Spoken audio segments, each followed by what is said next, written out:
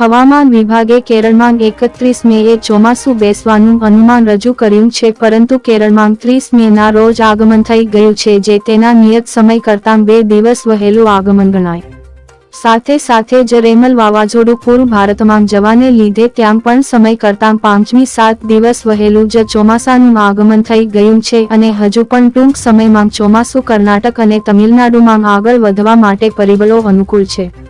હવે આગાહીના દિવસોમાં તાપમાનની વાત કરવામાં આવે તો અંદરના વિસ્તારમાં 40થી 43 ડિગ્રી સુધી તો દરિયાકાંઠે 32થી 36 ડિગ્રીની રેન્જમાં તાપમાન જોવા મળશે, એટલે ગરમીમાં આંશિક રાહત તો રહેશે પરંતુ બફારો જોવા મળશે.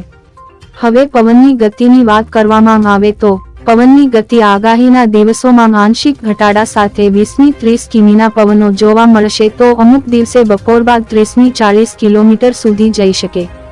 વાદળોની વાત કરવામાં આવે તો આગાહીમાં જણાવેલ મુજબ લો લેવલના ઘારિયા વાદળોની આવનજાવન ચાલુ છે, જે આગાહીના આગામી દિવસોમાં પણ જોવા મળશે. અમુક સીમિત વિસ્તારમાં ઘારિયા વાદળો મજબૂત બની હળવા છાંટા કે હળવું ઝાપટું પણ પડી શકે છે.